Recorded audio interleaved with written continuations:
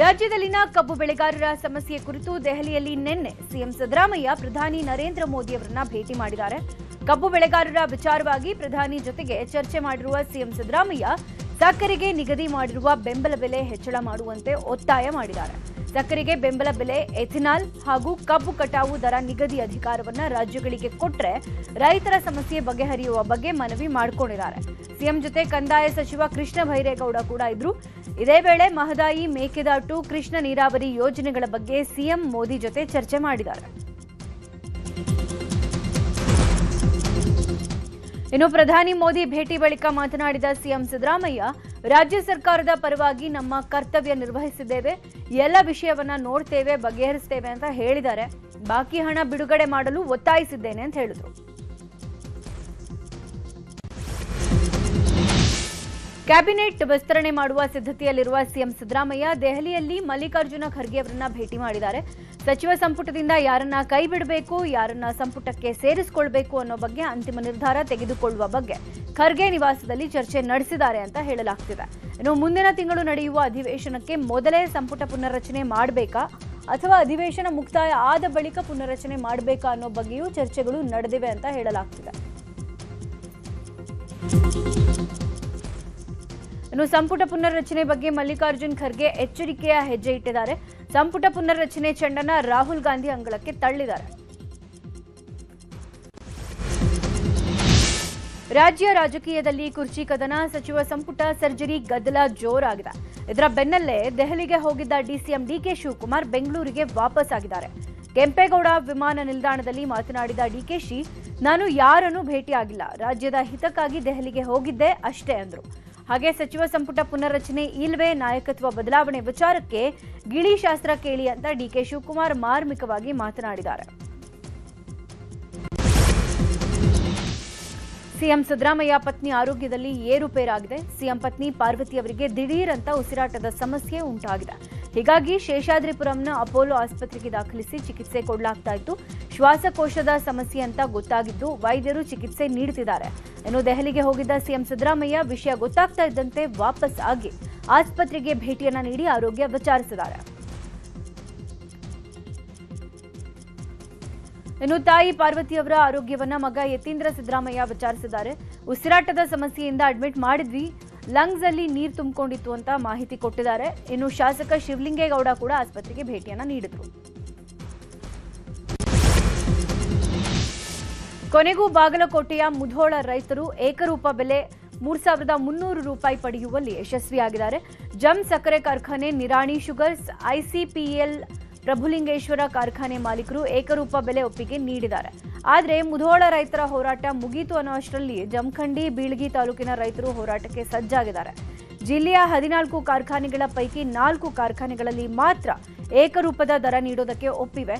ಇನ್ನುಳಿದ 10 ಕಾರ್ಖಾನೆಗಳು ಬಿಕ್ಕಿಟ್ಟು ಬಗೆಹರಿದಿಲ್ಲ. ಇನ್ನು ಜಿಲ್ಲಾಡಳಿತ ಮನವೊಲಿಸಿದ್ರೂ ಕೂಡ ಕಾರ್ಖಾನೆಗಳು ಸೊಪ್ಪು ಹಾಕಿಲ್ಲ. ಒಂದ್ ವೇಳೆ ಬೆಲೆ ನೀಡದೇ ಇದ್ರೆ ಮತ್ತೆ ಕಾರ್ಖಾನೆಗಳಿಗೆ ಮುತ್ತಿಗೆ ಹಾಕುವುದಾಗಿ ರೈತರು ಎಚ್ಚರಿಕೆ ಕೊಟ್ಟಿದ್ದಾರೆ. ಗಡಿ ಜಿಲ್ಲೆ ಬೀದರ್ನಲ್ಲಿ ಕಬ್ಬು ಬೆಳೆಗಾರರ ಅಹೋರಾತ್ರಿ ಧರಣಿ 6ನೇ ದಿನಕ್ಕೆ ಕಾಲಿಟ್ಟಿವೆ. ನಿನ್ನೆ ಜಿಲ್ಲಾ ಉಸ್ತುವಾರಿ ಸಚಿವ ಈಶ್ವರ್ ಖಂಡ್ರೆ ಪ್ರತಿಭಟನಾ ಸ್ಥಳಕ್ಕೆ ಭೇಟಿಯನ್ನ ನೀಡಿ ನಡೆಸಿದಂತ ಸಂಧಾನ ಸಭೆ ವಿಫಲವಾಗಿದೆ. ಪ್ರತಿ ಟನ್ಗೆ 2,900 ರೂಪಾಯಿ ಕೊಡೋದಕ್ಕೆ ಸಕ್ಕರೆ ಕಾರ್ಖಾನೆಯ ಮಾಲೀಕರು ಒಪ್ಪಿಗೆ ನೀಡಿದ್ರು. ಆದರೆ ಸಕ್ಕರೆ ಕಾರ್ಖಾನೆಗಳ ನಿರ್ಧಾರ ಒಪ್ಪದ ರೈತರು 3,200 ರೂಪಾಯಿ ಕೊಡಲೇಬೇಕು ಅಂತ ಪಟ್ಟು ಹಿಡಿದಿದ್ದಾರೆ. ಹೋರಾಟ ಹಿಂಪಡೆಯುವಂತೆ ಸಚಿವರು ಮನವಿ ಮಾಡಿದ್ರೂ ಕೂಡ ಕೇಳದ ರೈತರು ಪ್ರತಿಭಟನೆ ಮುಂದುವರೆಸಿದ್ದಾರೆ. ದಾವಣಗೆರೆಯಲ್ಲಿ ಮೆಕ್ಕೆಜೋಳದ ಖರೀದಿ ಕೇಂದ್ರ ತೆರೆಯುವುದಕ್ಕೆ ಆಗ್ರಹಿಸಿ ಇವತ್ತು ಹೊನ್ನಾಳಿ ಹಾಗೂ ನ್ಯಾಮತಿ ಬಂದ್ಗೆ ಕರೆ ನೀಡಲಾಗಿದೆ. ಸಂಜೆ 6 ಗಂಟೆ ತನಕ ಬಂದ್ ಮಾಡುವಂತೆ ಕರೆ ನೀಡಲಾಗಿದೆ. ಭತ್ತ, ಮೆಕ್ಕೆಜೋಳಕ್ಕೆ ಬೆಂಬಲ ಬೆಲೆ ಹಾಗೂ ಖರೀದಿ ಕೇಂದ್ರವನ್ನ ತೆರೀಬೇಕು ಅಂತ ಆಗ್ರಹಿಸಿ ಮಾಜಿ ಸಚಿವ ರೇಣುಕಾಚಾರ್ಯ ನೇತೃತ್ವದಲ್ಲಿ ಬಂದ್ ನಡೆಯಲಿದೆ. ಒತ್ತಾಯಪೂರ್ವಕವಾಗಿ ಬಂದ್ ಮಾಡಿಸಿದ್ರೆ ಕಾನೂನು ರೀತಿ ಕ್ರಮ ಕೈಗೊಳ್ಳಲಾಗುತ್ತೆ ಅಂತ ಎಸ್ಪಿ ಉಮಾ ಪ್ರಶಾಂತ್ ಹೇಳಿದ್ದಾರೆ. ಇನ್ನು ಗದಗದಲ್ಲೂ ಮೆಕ್ಕೆಜೋಳಕ್ಕೆ ಬೆಂಬಲ ಬೆಲೆ ಖರೀದಿ ಕೇಂದ್ರ ತೆರೆಯೋದಕ್ಕೆ ಒತ್ತಾಯಿಸಿ ಅಹೋರಾತ್ರಿ ಧರಣಿಯನ್ನ ಮಾಡಲಾಗಿದೆ. ಗದಗ ಜಿಲ್ಲೆಯ ಲಕ್ಷ್ಮೇಶ್ವರ ಪಟ್ಟಣದಲ್ಲಿ ರೈತ ಸಂಘಟನೆಗಳು ಪ್ರತಿಭಟನೆ ನಡೆಸಿವೆ. ಕುಮಾರ ಮಹಾರಾಜರು ಹಾಗೂ ರೈತರಾದ ಬಸಣ್ಣ ಬಂಡಿಗೇರಿ, ಪೂರ್ಣಜ್ಜಿ ಕರಾಟೆ ಉಪವಾಸ ಸತ್ಯಾಗ್ರಹ ಪ್ರಾರಂಭ ಮಾಡಿದ್ದಾರೆ. ಹಾಗೆ ಶೀಘ್ರವೇ ಮೆಕ್ಕೆಜೋಳ ಖರೀದಿ ಕೇಂದ್ರ ಆರಂಭ ಆಗಲಿ ಅಂತ ರೈತರು ಗೋಪೂಜೆ, ಹೋಮ ಹವನ ಕೂಡ ಮಾಡಿದ್ದಾರೆ. ಬೆಳಗಾವಿಯ ಕಿತ್ತೂರು ಚೆನ್ನಮ್ಮ ಕಿರು ಮೃಗಾಲಯದಲ್ಲಿ ಹೆಮ್ಮಾರಿ ರಗಳೆ ಕಾಯಿಲೆಗೆ 31 ಕೃಷ್ಣ ಮೃಗಗಳು ಸಾವನ್ನಪ್ಪಿವೆ. ಇನ್ನುಳಿದ 7 ಕೃಷ್ಣ ಮೃಗಗಳಿಗೆ ಚಿಕಿತ್ಸೆ ಕೊಡಲಾಗ್ತಾ ಇದೆ.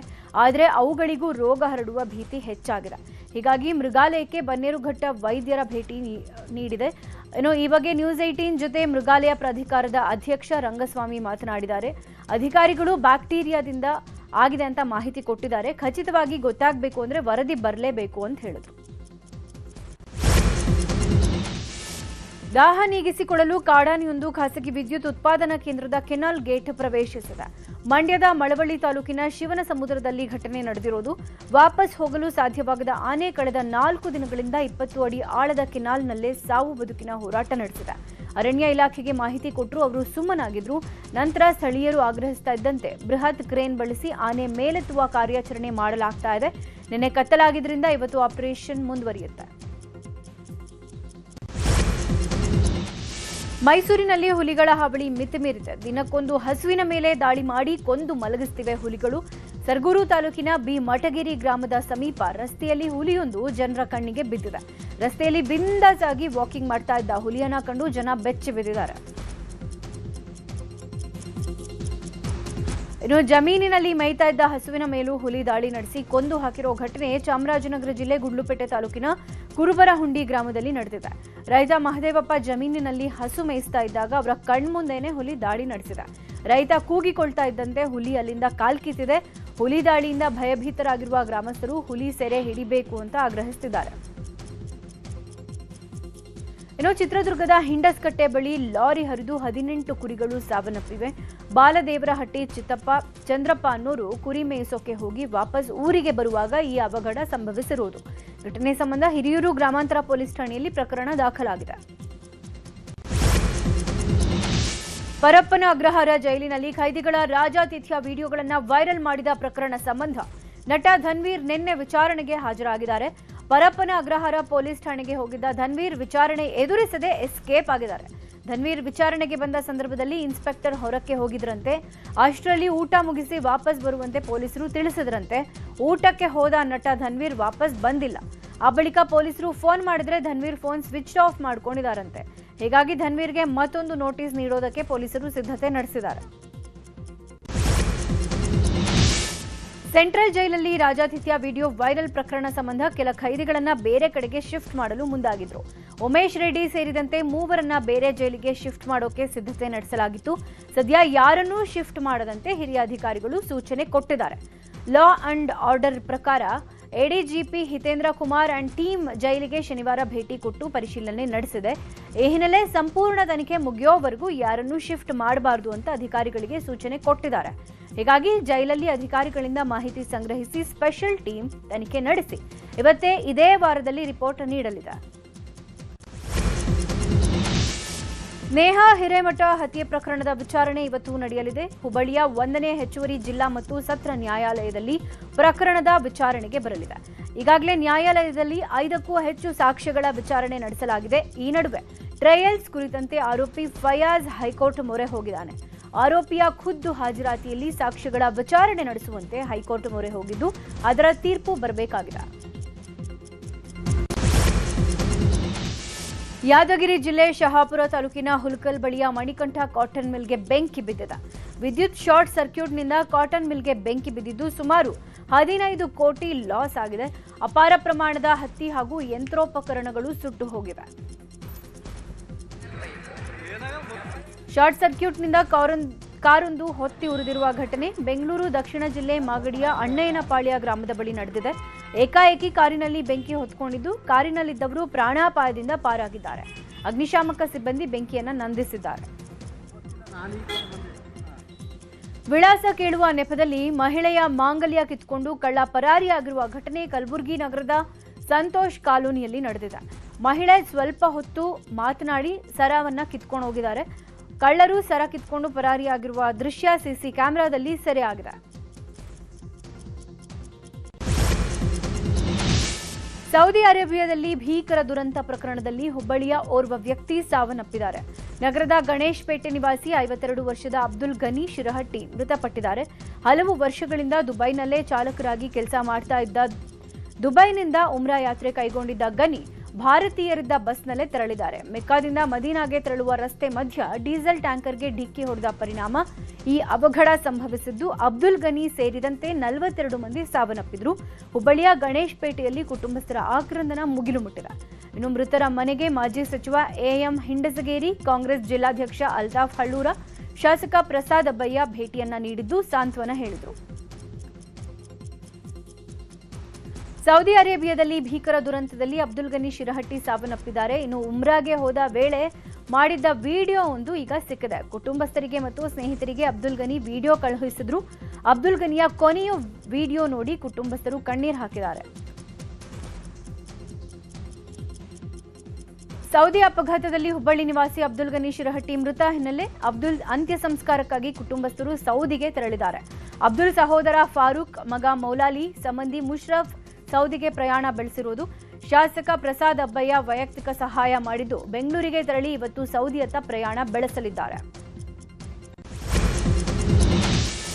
ರೌಡಿ ಶೀಟರ್ ಬಿಕ್ಲು ಶಿವ ಕೊಲೆ ಪ್ರಕರಣದ ತನಿಖೆಯನ್ನ ಸಿಐಡಿ ಅಧಿಕಾರಿಗಳು ಬಹುತೇಕ ಮುಕ್ತಾಯಗೊಳಿಸಿದ್ದಾರೆ. ಜಗದೀಶ್ ಅಲಿಯಾಸ್ ಜಗ್ಗಾ ಸೇರಿದಂತೆ ಎಲ್ಲ ಆರೋಪಿಗಳ ವಿರುದ್ಧ ತನಿಖೆ ಮುಗಿದಿದ್ದು ಚಾರ್ಜ್ ಶೀಟ್ ಹಂತಕ್ಕೆ ಬಂದು ನಿಂತಿದೆ. ಆದರೆ ಬಿಜೆಪಿ ಶಾಸಕ ಭೈರತಿ ಬಸವರಾಜ್ ವಿರುದ್ಧದ ತನಿಖೆಯನ್ನ ಸಿಐಡಿ ಬಾಕಿ ಉಳಿಸಿಕೊಂಡಿದೆ. ಜಗ್ಗನ ಜೊತೆಗೆ ಭೈರತಿ ಸಂಪರ್ಕ ಹಾಗೆ ಇಬ್ಬರ ನಡುವಿನ ವ್ಯವಹಾರದ ಬಗ್ಗೆ ಸಾಕ್ಷ್ಯ ಕಲೆ ಹಾಕಿದ್ದು ಅರೆಸ್ಟ್ ಮಾಡೋದಕ್ಕೆ ಪರ್ಮಿಷನ್ ಕೊಡಿ ಅಂತ ಸಿಐಡಿ ಕೋರ್ಟ್ ಮೊರೆ ಹೋಗಿದೆ. ಇವತ್ತು ಚಿಕ್ಕಮಗಳೂರು ಜಿಲ್ಲೆಗೆ ಸಚಿವ ರಾಮಲಿಂಗಾರೆಡ್ಡಿ ಹಾಗೂ ಜಿಲ್ಲಾ ಉಸ್ತುವಾರಿ ಸಚಿವ ಕೆಜೆ ಜಾರ್ಜ್ ಭೇಟಿಯನ್ನ ನೀಡಲಿದ್ದಾರೆ. ಕಾಫಿನಾಡು ಚಿಕ್ಕಮಗಳೂರು ಜನರ ಬಹುದಿನದಿಂದ ಬೇಡಿಕೆ ಆಗಿದ್ದ ಹೈಟೆಕ್ ಬಸ್ ನಿಲ್ದಾಣದ ಶಂಕುಸ್ಥಾಪನೆಯನ್ನ ಸಾರಿಗೆ ಸಚಿವ ರಾಮಲಿಂಗಾರೆಡ್ಡಿ ನೆರವೇರಿಸುತ್ತಾರೆ. ನಗರದ ಹೃದಯ ಭಾಗದಲ್ಲಿರುವ ಹಳೆ ಜೈಲು ಕಾಂಪೌಂಡ್ನಲ್ಲಿ 20 ಕೋಟಿ ವೆಚ್ಚದಲ್ಲಿ ನೂತನ ಬಸ್ ನಿಲ್ದಾಣ ತಲೆ ಎತ್ತಲಿದೆ. ಚಲನಚಿತ್ರ ನಟಿಗೆ ಲೈಂಗಿಕ ಕಿರುಕುಳ ಕೊಟ್ಟ ವಿಚಾರವಾಗಿ ಉದ್ಯಮಿ ಅರವಿಂದ್ ವೆಂಕಟೇಶ್ ರೆಡ್ಡಿ ಸುದ್ದಿಗೋಷ್ಠಿ ನಡೆಸಿ ಆರೋಪವನ್ನ ಅಲ್ಲಗಳೆದಿದ್ದಾರೆ. 2 ವರ್ಷದ ಹಿಂದೆ ಸಂಬಂಧ ಮುರಿದಿದೆ. ಅವರು ನನ್ನ ಮೇಲೆ ಅಲಿಗೇಷನ್ ಮಾಡಿರೋದು ಶಾಕ್ ಆಗಿದೆ. 2 ವರ್ಷ ಕಾಂಟ್ಯಾಕ್ಟ್ನಲ್ಲೇ ಇರುವ ವ್ಯಕ್ತಿಯ ಜೊತೆ ನಾನ್ಯಾಕೆ ಕಿರುಕುಳ ಕೊಡ್ಲಿ? ಅವರು ಕೊಟ್ಟಿರೋ ಕಂಪ್ಲೇಂಟ್ ಪ್ರಕಾರ ಆಗಸ್ಟ್ನಲ್ಲಿ ಅವರ ಮನೆ ಓನರ್ ಹಾಗೂ ಅವರ ಫ್ರೆಂಡ್ ವೈಫ್ಗೆ ಲೆಟರ್ ಬರೆದಿದ್ದಾರಂತೆ. ನಾನು ಬರ್ದಿರಬಹುದು ಅಂತ ಹೇಳಿ ಕಂಪ್ಲೇಂಟ್ ಕೊಟ್ಟಿದ್ದಾರೆ. ಆದರೆ ಆಗ ನಾನು ಇಂಡಿಯಾದಲ್ಲೇ ಇರಲಿಲ್ಲ ಅಂತ ಹೇಳಿದ್ದಾರೆ. ಕುಡಿದ ಅಮಲಿನಲ್ಲಿ ಪತ್ನಿಯನ್ನ ಕೊಂದಿದ್ದಾನೆ ಈ ಗಂಡ. ಚಿಕ್ಕಬಳ್ಳಾಪುರ ಜಿಲ್ಲೆ ಗೌರಿಬಿದನೂರು ತಾಲೂಕಿನ ಹುದುಗೂರು ಗ್ರಾಮದಲ್ಲಿ ಘಟನೆ ನಡೆದಿದೆ. 30 ವರ್ಷದ ಪಾವನಿ ಕೊಲೆಯಾಗಿದ್ದಾರೆ. 35 ವರ್ಷದ ರಾಘವೇಂದ್ರ ಕೊಲೆ ಮಾಡಿದ್ದು ಕುಡಿದು ಎಲ್ಲಂದ್ರಲ್ಲಿ ಮಲಗುವ ಬದಲು ಮನೆಗೆ ಬಾ ಅಂತ ಹೆಂಡತಿ ಬೈದಿರೋದಕ್ಕೆ ವೇಲ್ನಿಂದ ಕುತ್ತಿಗೆ ಬಿಗಿದು ಕೊಲೆ ಮಾಡಿದ್ದಾನೆ. ಇಂದು 28ನೇ ಬೆಂಗಳೂರು ಟೆಕ್ ಸಮಿಟ್ಗೆ ಸಿಎಂ ಸಿದ್ದರಾಮಯ್ಯ ಚಾಲನೆ ನೀಡಲಿದ್ದಾರೆ. ಇಂದಿನಿಂದ 3 ದಿನಗಳ ಕಾಲ ಬೆಂಗಳೂರಿನ ಅಂತಾರಾಷ್ಟ್ರೀಯ ಎಕ್ಸಿಬಿಷನ್ ಸೆಂಟರ್ನಲ್ಲಿ ಕಾರ್ಯಕ್ರಮ ನಡೆಯಲಿದೆ. ವಿದ್ಯುನ್ಮಾನ ಮಾಹಿತಿ ತಂತ್ರಜ್ಞಾನ ಮತ್ತು ಜೈವಿಕ ತಂತ್ರಜ್ಞಾನ ಇಲಾಖೆ, software technology park of India ವತಿಯಿಂದ ಕಾರ್ಯಕ್ರಮ ಆಯೋಜನೆ ಮಾಡಲಾಗಿದೆ. ಬೆಳಗ್ಗೆ 10:30ಕ್ಕೆ ಸಿಎಂ ಸಿದ್ದರಾಮಯ್ಯ ಕಾರ್ಯಕ್ರಮ ಉದ್ಘಾಟಿಸಿ ಭಾಷಣ ಮಾಡಲಿದ್ದಾರೆ. ದೆಹಲಿ ಕಾರು ಸ್ಫೋಟ ಪ್ರಕರಣದಲ್ಲಿ ಬಂಧಿತನಾಗಿದ್ದ ಆರೋಪಿ ಅಮೀರ್ ರಶೀದ್ ಅಲಿಯನ್ನ ಕೋರ್ಟ್ 10 ದಿನಗಳ ಕಾಲ ಎನ್ಐಎ ಕಸ್ಟಡಿಗೆ ನೀಡಿದೆ. ಅಮೀರ್ ರಶೀದ್ ಅಲಿಯನ್ನ ನಿನ್ನೆ ಬೆಳಗ್ಗೆ ದೆಹಲಿಯ ಎನ್ಐಎ ಕೋರ್ಟ್ಗೆ ಅಧಿಕಾರಿಗಳು ಹಾಜರುಪಡಿಸಿದ್ರು. ವಿಚಾರಣೆ ನಡೆಸಿದ ನ್ಯಾಯಾಧೀಶರು ಹೆಚ್ಚಿನ ವಿಚಾರಣೆಗಾಗಿ ಕಸ್ಟಡಿಗೆ ಕೊಟ್ಟಿದ್ದಾರೆ. ವೈಟ್ ಕಾಲರ್ ಭಯೋತ್ಪಾದನೆ ಸಂಬಂಧಪಟ್ಟಂತೆ ಪೊಲೀಸರು ವಿಚಾರಣೆ ನಡೆಸಿದ ನಂತರ ಡ್ರೈ ಫ್ರೂಟ್ಸ್ ಮಾರಾಟಗಾರನೊಬ್ಬ ಆತ್ಮಹತ್ಯೆಗೆ ಶರಣಾಗಿದ್ದಾನೆ. ದಕ್ಷಿಣ ಕಾಶ್ಮೀರದ ಖಾಜಿಗುಂಡ್ ನಿವಾಸಿ ಬಿಲಾಲ್ ಅಹ್ಮದ್ ವಾನಿ ಆತ್ಮಹತ್ಯೆಗೆ ಶರಣಾದ ವ್ಯಕ್ತಿ. ಈತನನ್ನ ಸ್ಫೋಟ ಸಂಬಂಧ ವಿಚಾರಣೆಗೆ ಒಳಪಡಿಸಲಾಗಿತ್ತು. ಬಳಿಕ ಬೆಂಕಿ ಹಚ್ಚಿಕೊಂಡು ಈತ ಆತ್ಮಹತ್ಯೆಗೆ ಶರಣಾಗಿದ್ದಾನೆ. ಕೆಂಪುಕೋಟೆ ಬಳಿ ಬಾಂಬ್ ಸ್ಫೋಟ ಪ್ರಕರಣಕ್ಕೆ ಸಂಬಂಧಪಟ್ಟಂತೆ ಎನ್ಐಎ ತನಿಖೆ ಚುರುಕುಗೊಳಿಸಿದೆ. ಬಾಂಬರ್ ಉಮರ್ ಉನ್ ನಬಿಯ ಮತ್ತೊಬ್ಬ ಆಪ್ತನನ್ನ ಎನ್ಐಎ ಈಗ ಬಂಧಿಸಿದೆ. ಅನಂತನಾಗ್ ಜಿಲ್ಲೆಯ ಖಾಜಿಗುಂಡ್ ನಿವಾಸಿ ಜಾಸಿರ್ ಬಿಲಾಲ್ ವಾನಿಯನ್ನ ಶ್ರೀನಗರದಲ್ಲಿ ಅರೆಸ್ಟ್ ಮಾಡಲಾಗಿದೆ. ಈತ ಡ್ರೋನ್ ಹಾಗೂ ರಾಕೆಟ್ ರೀತಿ ಬಾಂಬ್ಗಳನ್ನು ಸಿದ್ಧಪಡಿಸಲು ತಾಂತ್ರಿಕ ಸಹಾಯ ಮಾಡಿದ್ದಂತೆ. ಶಬರಿಮಲೆಯಲ್ಲಿ ಚಿನ್ನ ಕಳವು ಪ್ರಕರಣದಲ್ಲಿ ಎಸ್ಐಟಿ ಅಧಿಕಾರಿಗಳು ತನಿಖೆ ಆರಂಭ ಮಾಡಿದ್ದಾರೆ. ಅಯ್ಯಪ್ಪನ ಸನ್ನಿಧಾನದಲ್ಲಿ ಎಸ್ಐಟಿ ಟೀಮ್ ವೈಜ್ಞಾನಿಕ ಪರಿಶೀಲನೆ ಮಾಡಿದ್ದಾರೆ. ಪರೀಕ್ಷೆಗಾಗಿ ಸ್ಯಾಂಪಲ್ ಸಂಗ್ರಹ ಮಾಡಿದ್ದಾರೆ. ಅಯ್ಯಪ್ಪ ದೇವಸ್ಥಾನದ ದ್ವಾರಪಾಲಕರ ಮೇಲಿನ ಚಿನ್ನದ ಕವಚ ಹಾಗೂ ಬಾಗಿಲಿನ ಮಾದರಿಯನ್ನು ಸಂಗ್ರಹಿಸಿದ್ದಾರೆ. ಬಾಂಗ್ಲಾ ಮಾಜಿ ಪ್ರಧಾನಿ ಶೇಖ್ ಹಸೀನಾಗೆ ಗಲ್ಲು ಶಿಕ್ಷೆ ವಿಧಿಸಲಾಗಿದೆ. ಬಾಂಗ್ಲಾದಲ್ಲಿ ನಡೆದ ಹಿಂಸಾಚಾರ ಕೇಸ್ ಸಂಬಂಧ ಬಾಂಗ್ಲಾದೇಶದ ನ್ಯಾಯಮಂಡಳಿ ಗಲ್ಲು ಶಿಕ್ಷೆ ವಿಧಿಸಿ ಮಹತ್ವದ ತೀರ್ಪು ನೀಡಿದೆ. ವಿದ್ಯಾರ್ಥಿಗಳ ಮೇಲೆ ಬಲಪ್ರಯೋಗಕ್ಕೆ ಹಸೀನಾ ಕಾರಣ. ಮಾಜಿ ಪ್ರಧಾನಿ ಹಸೀನಾ ಶೇಖ್ ತಪ್ಪಿತಸ್ಥೆ ಆಗಿದ್ದಾರೆ. ಮಾರಕ ಆಯುಧಗಳನ್ನು ವಿದ್ಯಾರ್ಥಿಗಳ ಮೇಲೆ ಬಳಸಿದ್ದಾರೆ. ಹಸೀನಾ ಸೂಚನೆಯಂತೆ ಬಲಪ್ರಯೋಗ ಆಗಿರೋದು. ವಿದ್ಯಾರ್ಥಿಗಳ ಮೇಲೆ ಬಲಪ್ರಯೋಗಕ್ಕೆ ಹಸೀನಾನೇ ಕಾರಣ ಅಂದಿರುವ ಕೋರ್ಟ್ 3 ಪ್ರಕರಣಗಳಲ್ಲಿ ಹಸೀನಾ ತಪ್ಪಿತಸ್ಥೆ ಅಂತ ಗಲ್ಲು ಶಿಕ್ಷೆಯನ್ನ ನೀಡಿದೆ. ಆದರೆ ಗಲ್ಲು ಶಿಕ್ಷೆಗೆ ಶೇಖ್ ಹಸೀನಾ ಡೋಂಟ್ ಕೇರ್ ಅಂದಿದ್ದಾರೆ.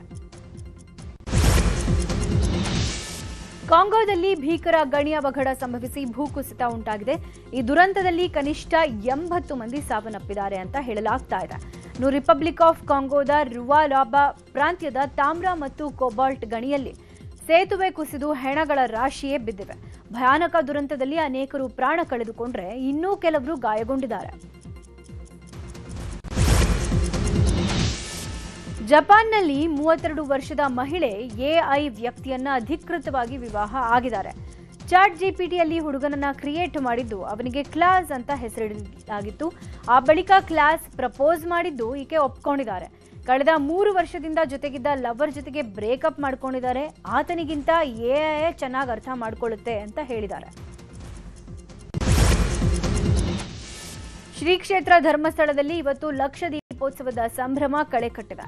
93ನೇ ವರ್ಷದ ಸರ್ವಧರ್ಮ ಸಮ್ಮೇಳನವನ್ನ ಸಚಿವ ಎಂಬಿ ಪಾಟೀಲ್ ಉದ್ಘಾಟನೆ ಮಾಡಲಿದ್ದಾರೆ.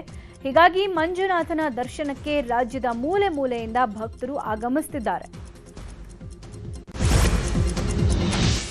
ಥೈಲ್ಯಾಂಡ್ನಲ್ಲಿ ಅದ್ಧೂರಿಯಾಗಿ ಕನ್ನಡ ರಾಜ್ಯೋತ್ಸವದ ಹಾಗೆ ದೀಪಾವಳಿ ಹಬ್ಬವನ್ನು ಆಚರಿಸಿದ್ದಾರೆ. ಥೈಲ್ಯಾಂಡ್ ಕನ್ನಡ ಬಳಗ ಎಲ್ಲಾ ಕನ್ನಡ ಸಮುದಾಯದ ಜನರು ಸೇರಿ ಮೊನ್ನೆ ಕನ್ನಡ ರಾಜ್ಯೋತ್ಸವದಲ್ಲಿ ಮಿಂದೆದ್ದಿದ್ದಾರೆ.